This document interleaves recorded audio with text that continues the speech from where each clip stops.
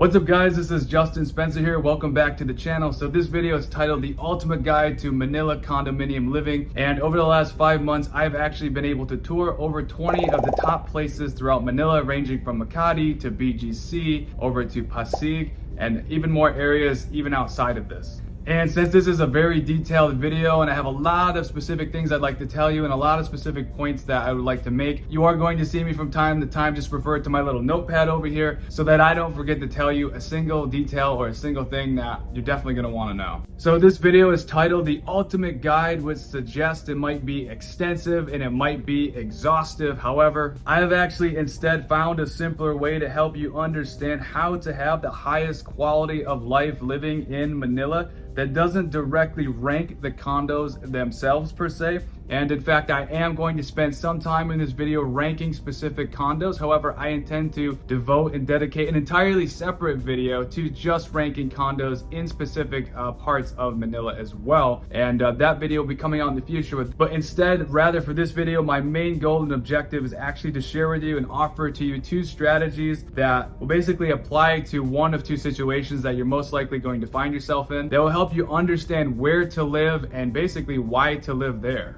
Cool, so here's how to think about it. So here's situation number 1. If you already know that Manila is the place for you and you're planning on retiring here or you're planning on becoming a permanent resident here as a foreigner, and you already know all of this from the get-go, then I have an excellent strategy for you that's going to work very well. And on the other hand, if you are somebody who is going to be a temporary resident and you're just sampling Manila and you're not yet 100% sure if Manila is going to be a permanent base for you and you want to gather real world experience living in the city first before you make a decision about where you want to live, then I'll have a separate type of strategy for you that's going to be looser and more flexible, that's going to just make more sense for your situation. Cool, so if you're in camp number 1, which is the long-term camp, then the first thing to ask yourself is, based on your intended budget, how big would you like the condo to be, right?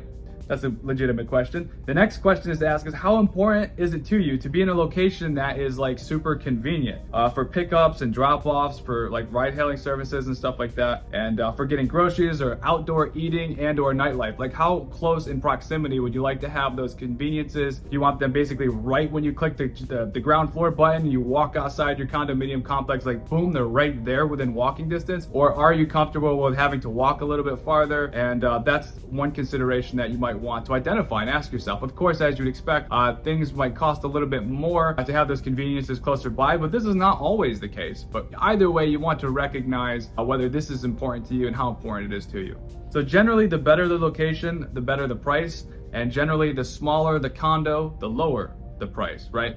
Basic generalizations, but it's good to keep that in mind.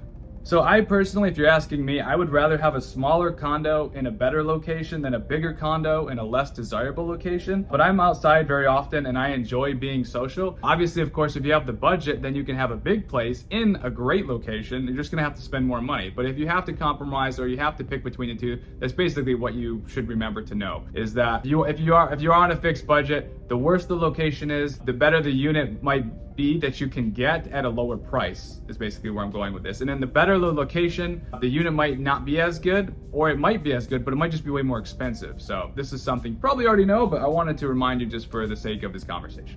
So here's an important distinction for camp number 1, which is the permanent or long staying residence. So whether you buy or rent a condo, if you're going to be staying here long term, I highly recommend you first go with an unfurnished unit. I'm going to explain to you why, as a permanent resident or someone who's going to be in Manila for the long term, this is a way better option than going with furnished. So of course, as you might expect, the more you can personally customize your condominium to your own specific liking, the less you will have to compromise.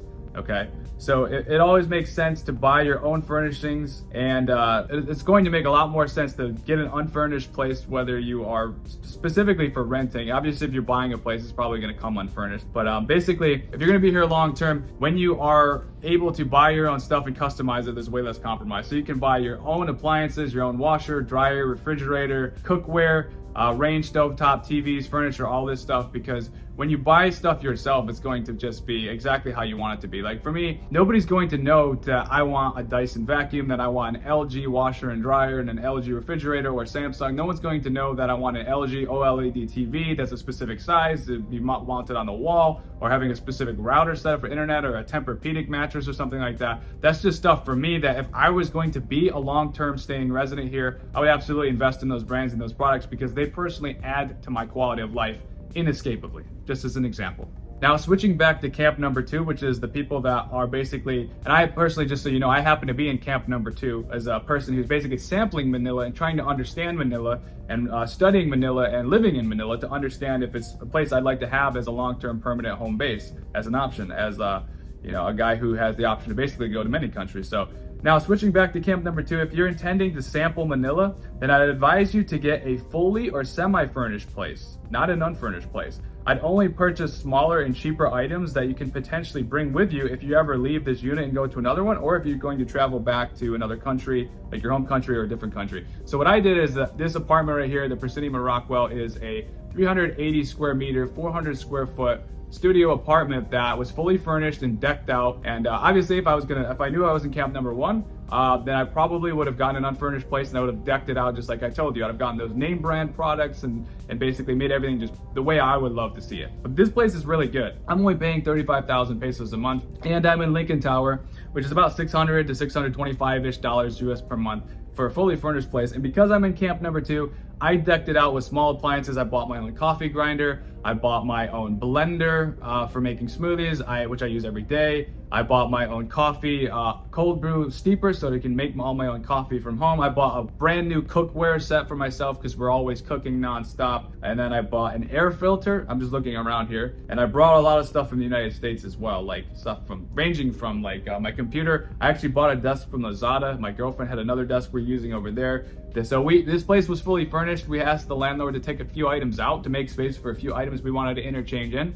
But like 90% of this was just move-in ready, and it was perfect. There's even artwork on the wall, and it came with a washer and a dryer. That's a good brand. And then you see it has a great Panasonic refrigerator, a great Samsung TV that's very large, a great overall setup. So for me, being in camp number 2, getting a fully furnished place made just perfect sense for me. So in my experience, unlike the United States, 6-month leases do not cost more than 12-month leases. And you can always renew a 6-month lease if you're happy where you're living.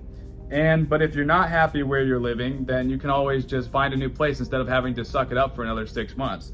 So in my experience, just renew it and go another 6 months at a time if you love where you're at. But build in that flexibility for yourself, because flexibility is power and mobility is power. You can always break your lease early, but you're going to lose a lot of money if you break your lease. So it's better to just schedule for 6-month blocks of time, since you're not spending extra cash on the rent, to give yourself that benefit. And if you want to stay longer, just renew the lease rather than just committing to 12 months outright. So that's my advice for folks in camp number 2 who are not fully certain whether or not or how long they want to be in Manila and stuff like that. Okay, so here's the best way to start when you are in one of these 2 camps. You figure out which one you're in. I'm going to assume by default that you know which camp you're going to be in. But either way, you can even look at both perspectives from both camps, because you're going to learn a lot and you're going to understand a lot, and it's going to knowledge is power, right? So here's the best way to start. Number 1, you want to identify your monthly budget, whether that is 25,000 pesos a month, 50,000 pesos a month, 75,000 pesos a month, 100,000 pesos a month or higher for your rent and for your condo. And then you want to identify your preferred location, whether you prefer Makati or BGC or somewhere in Pasig or another place in the surrounding areas of Manila. And then step number 3, of course, is you want to identify yourself in terms of, are you in camp number 1 or camp number 2? This will help you decide where to live, why to live there, whether it's furnished or unfurnished. All these little micro decisions will be made for you. So you can start off in default by the temporary if you want, just as a sampler. But if you know if you already have pre-existing experience, of course, then you can just, you can just follow that advice. And step number 4 is going to be basically picking furnished versus unfurnished for a condo based on your choice above and how much or how little you wish to compromise and customize the unit. Okay, and I realize you can mix and match my advice and suggestions here as we're going through this, but I think the way I'm going about it is logical, and that's why I'm recommending you just take this logical route, but you can customize my action steps if you want to as well. So then you can still, step 4 is whether you want furnished or unfurnished, okay? Okay, step number 5, next, once you know all of this, the next step is to identify the buildings that are within your budget, space size, and location, okay? Identify the buildings that are within your preferred location. So if you want BGC, you identify the buildings in BGC that are closest to the location you want to be in. and are closest to the space size for in terms of the size of the units that are also within your budget. Okay, that's step number 6, and that's a loaded step, but it's simple when you think about it, and it's can be done quite easily with some Google research and linking up with a leasing assistant or agent or two. Okay, so step number 7, technically this is step number 6. Okay, and here's what is super important. Some buildings are beautifully well kept, and some units that are for rent in that building can either be super clean and desirable or dirty to average and undesirable. So that's important to know. If you check out a building that has the right location, the right space size, the right budget, and you see one unit and the unit's disgusting, don't automatically assume that the whole building and every unit is disgusting. I'm going to tell you why right now. You need to understand that you should not judge a building or a condominium complex by one condo or one elevator or one hallway, okay? Or one unit, if I didn't already mention that, which I'm pretty sure I did. Okay, because the units are owned by owners, right? And some owners keep their units very clean and very desirable, and some owners keep their units not so clean and not so desirable. Some unit owners will constantly renovate their units, and when their old tenant moves out, they will turn over the unit, they'll clean it up, they'll mop it, they'll repaint it, they'll reinstall things, they'll fix things, they'll air it out, they'll freshen it up, make it brand new and very desirable. And then there's some unit owners who just don't really do any of that stuff, and so yeah, you just got to keep that in mind. So don't get turned off if you don't see exactly what you were hoping to see. You know, you got to keep your mind flexible and open to seeing other units in that building sometimes. So the next thing to realize is, so your next task is finding the right unit in the right building that has an owner that cares enough to keep it clean and comfortable and desirable. Very straightforward advice. It's worth saying and mentioning that if you are in camp number 1, which you want to be a permanent resident in Manila, buying a condo in many cases could reduce your monthly housing expenses by 30 to 50% if wrapped in a long-term mortgage, say 30 years. Why is that? Well, obviously, if a landlord owns a condo, they need to make more generally. They probably would prefer not to break even, right? It's just the math usually checks out that if you're spending about 50,000 pesos per month on a condo for rent, if you owned that condo and you were making monthly payments on it, your monthly payments are probably going to be 25,000 pesos a month to 35,000 pesos a month. And then you're also getting equity as part of that payment, which is cool, and appreciation most of the time. If you're renting that, you're probably going to spend considerably more than what you'd be paying. Obviously, you're accepting a ton of risk as an owner of the unit, and you also have to pay ownership dues, okay? And when I say ton of risk, I mean you're not in control of whether or not real estate is going to go up and down, or whether you're not in control of the economy here. And many investors who purchased units in Manila have done very well. And most of the time, you can do very well if you invest in Manila as a condo, but there are many times where real estate that may not work out for you, so you also need to take that into account. Okay, so another great tip is to be especially observant to the Google reviews for the buildings that you are looking for. So for example, if a building has a 4.0 or below, you might want to avoid that building. You might not even want to go see it, unless you have good cause or reason to go see it, okay? So a 4.2 or higher is probably gonna be okay on the Google reviews, or 4.4 or higher is most likely going to be fine. Okay, make sure no one in the reviews is reporting bug, roach, or pest problems for that building, because I'm assuming you have high, I'm just going to assume you watching this that you have high standards. I have no patience for bugs, okay? I stayed at a place in an Airbnb that was ranked a 4.2 on Google reviews, and it had bugs in it, and I was really disappointed. Obviously, when you do an Airbnb, you can't go and inspect the place before you book it. You book it, and then you find out whether you made a good decision after you commit to spending all that money. So you're kind of, you know, it's not a good deal for Airbnbs. You can't really look. Yeah, anyways, I booked an Airbnb in a place that I thought was really good. It was in BGC, very close to the Grand Canal Venice Mall. And according to the reviews, it looked pretty decent, but there was literally cockroaches in the, you know, and it smelled horrible when I got there too. So that's just an example of a unit owner just who doesn't get it. I'm a foreigner and I have high standards, but like my standards aren't that high. I mean, I just don't want the place to smell bad, and I don't want there to be bugs. And you know, also the bed was horrible in that place. And I'm not gonna say what building it was. I'm not gonna reveal the owner's information.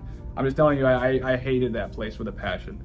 And I don't use the word hate very often, but like I was very uncomfortable there. It was like way below. I was spending $40, $50 a night, so I figured for Philippines, I should get a ton of value for $40, $50 a night, but I did not. You know, the place should have been $5 a night. For the mattress was about this thick.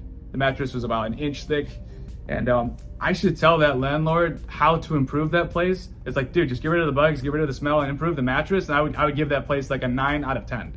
You know, I'd have to give like a 5 out of 10 basically to be generous. But anyway, going on a rant, just being honest. So with Google reviews, you want to find places that have like a lot of reviews, and you can look through those reviews. I did see a place like, for example, Trump Tower in Century City. I looked at that and I was shocked because it said 3.6, and I'm like, Trump Tower, 3.6, Century City. So I actually looked at that, and there was a bunch of people putting a 1-star review for that, and they had no explanation as to why. And then there was tons of people giving it a 5. So that's a situation that's in a gray area. I would personally suggest, if you wanted to live in a place like that that had weird reviews that are below what I, gave you a recommendation for, you go check it out for yourself. Make sure it doesn't smell bad, make sure there's no bugs.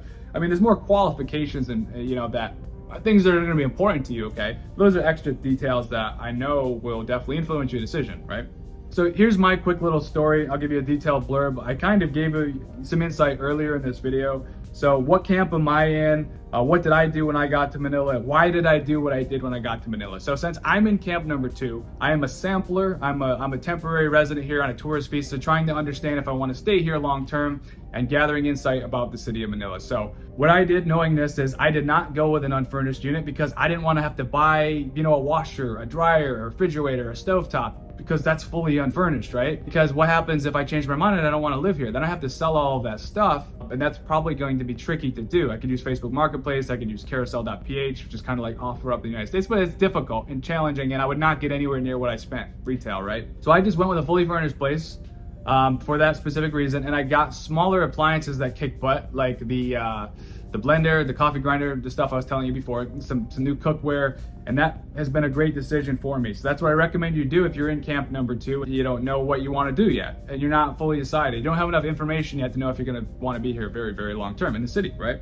And so yeah, for camp number 1, what would I do? What would make me transition to camp number 1? What would I need to see change for me to make up my mind? That's an excellent question. I've never asked myself that question, so I don't even know what I'm gonna say. I would tell you, I think I just need more time to understand living in different parts of Manila. I've been living in Makati in the Rockwell area. It's very beautiful here, but I'm not overly fond of in the Rockwell area. I'm in a beautiful tower, but the air quality is not good, and that's something important to me, and I dislike that. I think if I lived in BGC or a different part, there's like some new developments coming into play that I'm going to be revealing soon, like the Bridgetown developments, the Park Links developments, where those builders are developing places that are far more open and far more, that will basically improve the air quality drastically. Okay, that's what I'm trying to say. So some of the biggest reasons why I'm just trying to figure out why I'm still in camp number 2 versus camp number 1 is, what I would probably do is, for me personally, to make Manila work long term for me to go to camp 1, to answer the question, okay, because I'm going on a long tangent here, is I would probably need to have 2 places. One place in my favorite part of Manila, which might be BGC, but I'm uncertain about that yet. I need to test it first. And then I have to have another place at least 1 hour outside of the city, like way out past Pasig, past Ortigas. Like if I also rented or purchased a place in Antipolo, like a house or something like that, just as an example, because air quality is huge to me. So I could spend 7 to 10 days per month outside of the city, getting some fresh air, getting some country, provincial type style living, and then coming back for the other half of the month into the urban style with the fast pace, loudness, the ease and the convenience, the nightlife, the vibrancy of the city. So I probably want both.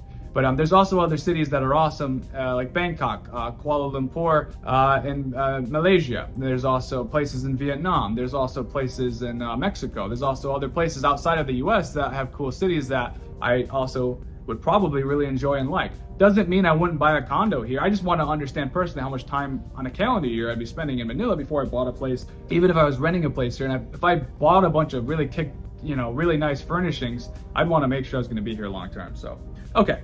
Let's move on by ranking some places. As I said before, the main subject matter of this video is not to rank places, but rather it is to rank. It is. I'm going to rank some places, but I'm going to devote an entire video to going into more specifics, where the whole video is just about ranking stuff. I will definitely share my insights with you, what I've learned over the last 5 months. Okay, so we're going to be comparing Makati, Pasig, and BGC.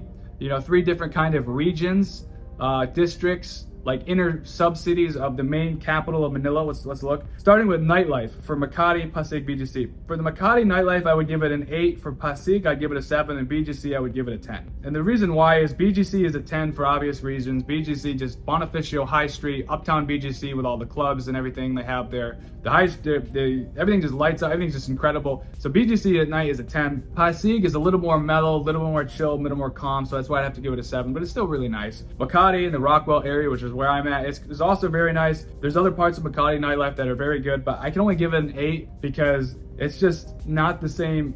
It's just not the same. I could venture to find specific details, but if you experience it for yourself, you'd understand it. BGC is cleaner, more open. It's just very luxurious in BGC. If you go to parts of Makati, there are places in Makati that are good. I love the Firefly Roof Deck Bar. That whole street is really hard to walk on though, where it has the things. And I'm not a guy who's gonna go to those adult themed clubs type thing. That's not me, it's not my cup of tea, right? I like going to like other clubs that are not like, you know what I'm talking, you know exactly what I'm talking about. I like going to clubs where there's not poles and women dancing on the poles. I have no need to do that. So on Makati Ave, they have a strip, they have clubs like that or whatever. Some men are like, woohoo, that's what they're going for, right? That's maybe even why they're in Manila, but that's not me, okay? I'm not in Manila for those reasons at all. And most people watching this are probably not coming here for that reason either, okay? So next thing is the price. Makati price, I would give an 8. Pasig, I would give a 10 for price. You're gonna get a lot of value for your money in Pasig. That's why I give it a 10. At BGC, I would also give it an 8. Makati and BGC, depending on where you're at, is kind of expensive because Makati is kind of nice, but BGC is even nicer than Makati. It's just BGC is just cleaner and more modern, and it's just an upgrade. Okay, generally speaking, compared to Makati. Okay, Pasig is a 10 because Pasig is also very nice, and the areas surrounding it are very nice, and it's just, you're gonna get more space and more value for your money, but the nightlife scenes and stuff like that aren't gonna be as good, okay? So space sizes, Makati is an 8, Pasig a 10, BGC an 8. Once again, for the size of the condominium units, I just literally talked about that. Conveniences, Makati is gonna be a 10, Pasig is gonna be an 8 or a 9, BGC is gonna be a 10. Makati and BGC have incredible malls, incredible convenience stores, incredible grocery stores. So does Pasig. I mean, Pasig does as well. It's just not as many approximately as BGC and Makati. I mean, BGC kind of gives me New York City vibes. Okay, there's like a Starbucks every corner in BGC, and it's just cleaner and more modern. I mean, I keep repeating myself, but it's true. But it is. Makati is just not as clean. Makati is just not as clean and is not as modern and not as nice. But that being said, there are incredible things in Makati. Like the Power Plant Mall is a work of art. In the Rockwell area, the Rockwell Square area, that subset of Makati, there's a lot of good stuff going on there. So I'm not going to short sell Makati. I've been living in Makati the last 5 months, and I got to tell you, it's still very high quality of life, still. So some of the people who are older prefer Makati and Rockwell, which is where I'm at, because it's more low key, it's more mellow, and just upscale, like just nice.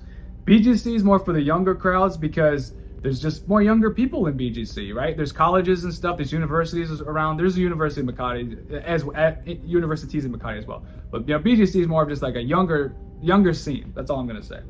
So budget-wise, so a healthy budget for Makati and BGC, 35,000 pesos a month or higher. Pasig, you can get a lot of value for 20,000 pesos a month, truly, or even 15,000 pesos a month. You can get a very nice condo in Pasig, surprisingly.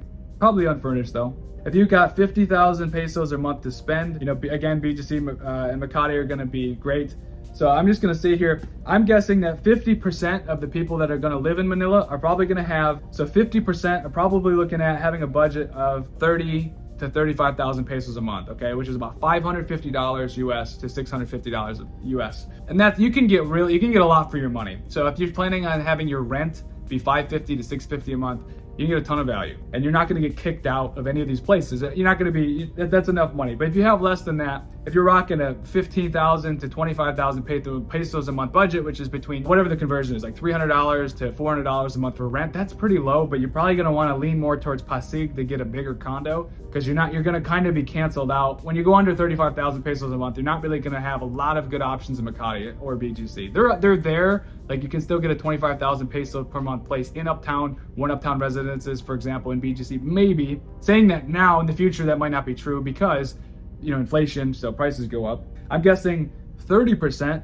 of the people watching this video have a budget of about 50,000 pesos a month, which is about $900 to to $1,000 US currency. I'm guessing about 30% have that kind of budget. And you have a lot of flexibility with that budget. 75,000 pesos per month. I'm guessing about 15%. 15% of my viewers are probably in this bracket of 75,000 pesos a month. And I'm guessing about 5% or less of my viewers have about $100,000 pesos per month, which is about $1,800 US a month to allocate towards rent. Okay, that's what I'm assuming before I go into ranking these places. So if you have less than 35,000 pesos per month, there are high quality studios at 20,000 pesos a month unfurnished in places like Pasig, and sometimes in Makati, and sometimes in BGC. But understand, if you're spending a lot less, you are absolutely gonna have to compromise somehow with location or quality of unit. So okay, so how I'm gonna break this down is we're gonna start off with Makati. What is my all-time favorite place in Makati? So I actually have a meeting tomorrow, if all goes well, as I'm recording this video, to see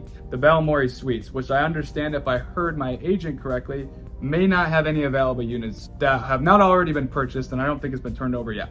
But what is the Bellmore Suites? The Bellmore Suites, I'm gonna have a vlog dedicated to this, and you'll see it on my channel. The Bellmore Suites is built right into the Power Plant Mall. And the Power Plant Mall I ranked number 2 for my all-time favorite malls, only trumped by the Podium Mall. The Power Plant Mall is incredible. So the Bellmore Suites are built right into the mall. You click a button and you're right down in the mall in a Starbucks. And the suites themselves are out of this world. But those are for the super elite, and they're super expensive, and they're not going to apply to 99% of the viewers. So we're going to roll right past that. That would be my number 1 ranked place. Is probably going to be Bellmore Suites, and I can tell you just from looking at the design work that you'll see why when you watch the vlog that I'm going to record. Okay, so we're going to kind of bypass that as my number 1 choice. We're going to kind of just throw that out because I just want to tell you, because you might be that person who's like super rich, like ridiculously rich, who can afford it. So check out that vlog. Okay, so in the Makati Greenbelt area, there's the top 3 places that I would probably recommend for you. Ayala Garden Towers would be my first choice for me personally, followed by Raffles Makati, followed by the Park Terraces. Okay, I saw these places. They're very, very, very nice, but they are high end. You're probably gonna need at least 70,000 pesos per month as a healthy budget if you wanna live in the Greenbelt area in Makati, because it's very upscale. And the unit sizes in these places I gave you are generally much bigger, and that's the reason. They don't have studios, and they don't have small 1-bedrooms, and that's why you need a healthy budget. The Greenbelt area in Makati is very beautiful. It's right next to the Greenbelt Mall area, SM Makati, Glorietta, all those places. It's a very beautiful part of Makati. Okay, so there are places you can find on a smaller budget. You have the Greenbelt residences and a couple other places I did tour there. You could look around. You can get, if you want to live in the Greenbelt area, you can get definitely probably to the 30, I would say 40, 50,000 pesos per month range, but you'd have to hunt, do some research. So next, as far as areas go, let's talk about Makati Rockwell. This is where I'm staying at. Hands down, number 1 place I'd recommend is the Proscenium at Rockwell. This is where I'm staying at. I went to so many places. I saw the Joy Lofts and Towers, the Mansala. Of course, I've seen many towers in the Proscenium at Rockwell. They make up 5. I saw Adade's Tower. I saw Luna. I saw Emer Solo. I saw Rizal. I saw Hidalgo. I saw pretty much every place in Rockwell you could see. And Rockwell is extremely, again, expensive for many places because the unit sizes are huge and the location is super high end. So how you get around that, like I did, is Proscenium at Rockwell, you can get like a 400 square foot place if that works for you, or 500 or 600 square foot for less than 50,000 pesos, especially if you're gonna be in the Lincoln Tower, which is incredible. So what is great about the Proscenium at Rockwell? Air-conditioned elevators. You have no idea how much you'll appreciate that because it's so hot in the Philippines, everywhere. It's not in the hallways, but having the elevator is great.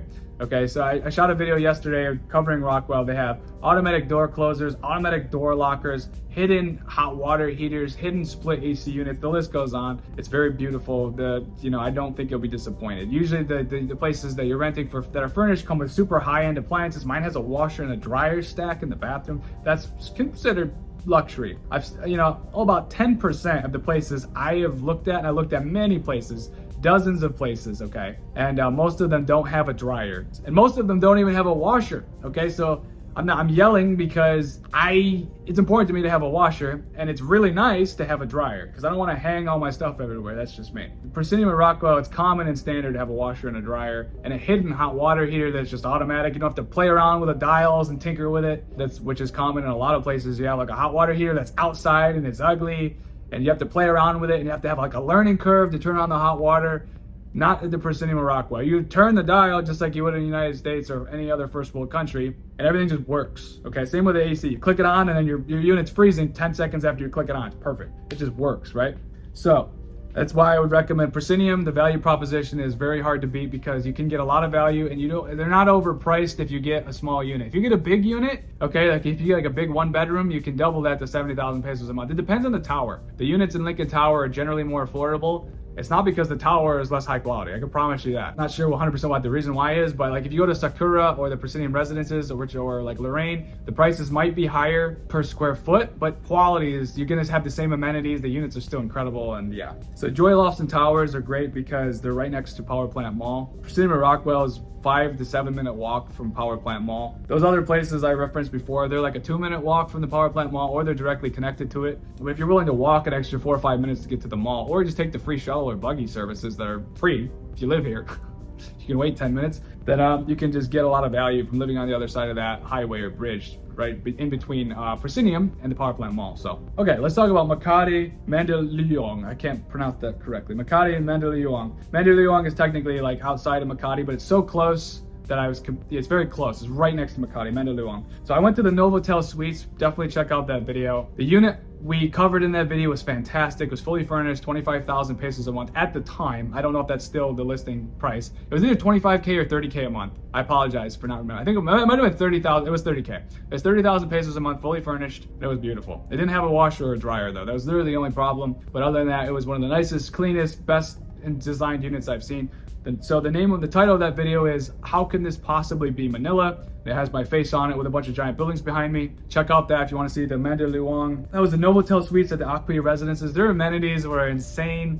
The unit I looked at was incredible. The value proposition was very high. The only thing I take issue with the Novotel Suites is because it's on the other side of the bridge of the Pasig River, you have to either pay 5 pesos for the boat driver to drive you across the lake, or you have to take an on-cost motorcycle or a grab ride or a taxi to get over the bridge, right? To get to the main part of Makati and Rockwell and all those areas that are important to me. So for me, that place, the gym was one of the best gym I've seen so far, was at Makati Residences, hands down. At Novotel Suites in Mandaluyong. Best gym I've seen, best city, best overall amenities I think I've seen. The whole time I'm doing that vlog, my mind was blown. The cost for the unit, again, one of the highest, best value propositions I've ever seen. The location was the only thing for me because I want to either be in Makati Rockwell, probably, or BGC most likely for me. But everything else was fantastic, and it's not far. If you're willing to trouble yourself with taking an extra 5 minutes to get to where you want to go, because you have to cross that bridge, an extra 5-6 minutes to get to your final destination if you're going to BGC or Rockwell, and you want to spend $40, $50, $60 less per month on your rent than you would at the Proscenium Residence or the Proscenium or Rockwell, the Lincoln Tower. If you want to save some money, then you could consider that. Next thing, Makati. Let's look at the Century City part of Makati. So I would say I saw the Rise at Makati, and I saw 2 units in there. The amenities at the Rise at Makati were fantastic. The pool is very small, but they have very good indoor amenities in the Rise of Makati. The lobby is breathtaking when you go into the lobby, and also the location of it is very nice. It's like built into like a plaza mall type thing, so you can get your groceries or get foods. So the Rise of Makati is very nice. The prices at Rise of Makati are very nice. I saw 1 unit that was brand new. The landlord really cared about the unit. Okay, it smelled perfect, it looked perfect, and it was only, I think, 25,000 pesos a month. It was probably 300 square feet, so it was small, probably 28 square meters ish. So it was small, but it was beautiful. But as far as prices go, you can get a ton of value for your money. It's a great location. Number 2 for Makati Century City, I probably recommend Trump Tower. I've not been there personally, but I have looked at all the Google reviews. I've looked at many photos online of Trump Tower, and I actually read all of the Google reviews to understand why they were what they were. I intend to go see Trump Tower for myself, but Trump Tower is probably be my second choice for Century City area. And again, the other thing you got to realize is the Rise at Makati is actually about 2 miles from Century City, so not really sure why I included that in Century City because it's kind of outside of Century City, but it's 2 miles, probably 3-ish kilometers or something, and probably 7, 8, 9 minutes to Century City, but it was nearby Century City, and I saw that place, and it was really nice, and it also had its own facilities right near it. So Trump Tower is built directly in the heart of Century City, so that's a better example. And Trump Tower, the space sizes are big, so it's like you're looking at like 60 square meters, 650 square feet or higher on average, or much larger. You're gonna spend a little bit more. I think Trump Tower, I think the listings I looked at this week, 50,000 pesos a month, 60, 70,000 pesos a month. But the Trump Tower is probably pretty good. Okay, I have high standards and I think it's probably gonna be pretty good. I was really scrutinizing the photos, looking at the appliances, looking at things, comparing it in my head to all the 20 other plus places I saw. And I would need to go see it in person to completely verify, but I think it would probably be pretty good. Okay, so last but not least, let's look at like some other aspects and perspectives here. So always take into account when you're doing this for yourself. Always look at the reviews, photos, videos, and use your own common sense. But always remember, it absolutely is going to pay to go there and see the place for yourself, okay? Because there are times when I went to see the Rockwell at the Grove or something, I looked at some photos. This was early on. This is one of the first places I looked at. I was out near Pasig. The pictures looked amazing, and when I got there in person, the leasing agent showed me 3 units before showing me the unit I wanted to see. I didn't know why until I saw the unit, because in the photos, the unit that attracted me to the building, the photos were fantastic. But when I got there in person, there was dead bugs all over the windowsills. It was smaller than I thought it was going to be, and it was far uglier and very unmaintained in that example. So photos can be deceiving. You got to know what to look for. If there's not many photos of a place, there's like 2 or 3 photos of a place, and they look really good, but there's only 2 or 3. It's probably because the person marketing it or whatever only took photos that are tolerable to the eyes. If you go there in person, you know, if there's like 15 photos for a place, that probably means that like, yeah, this place is clean and well maintained. So Manila is huge, and after 5 months of exploring it, I've only scratched the surface. I mean, I've looked at so many places. I could get out my notepad, but I've looked at so many places around here. Definitely be sure to explore as well and collect as much information as you need to make the best living decision for you and your family, if your family's gonna be with you here. Yeah, just to wrap it all up, thank you so much for watching, and I'm just gonna grab my little list here so I can give you some insight into some of the places that I toured, if I can find it here. Yeah, so just to kind of give you some final insight before we leave here, I've seen the Proscenium at Rockwell, many of the towers here, there are 5, the Mansala, Joy Lofts and Tower, the Aquia Residences, Novotel Suites. I've seen the Rise of Makati, the Grove at Rockwell, Luna Gardens, Andade's Tower. I'm going to be checking out Bellmore Suites tomorrow, MR Solo Square, the Jazz Residences, the Morgan Residence, Hidalgo Place, Lumiere Residences, Uptown Park Suites, Azure Urban Resorts Residences, Forbes Tower, Fraser Place, Park Terraces, One Uptown BGC, Raffles Makati, Ayala Garden Towers, Uptown Ritz, probably a few more that I may have not remembered to write down. But so rock on. I hope you enjoyed this video. I thank you so much for being a subscriber and a follower. I'll catch you on the next video. Bye for now.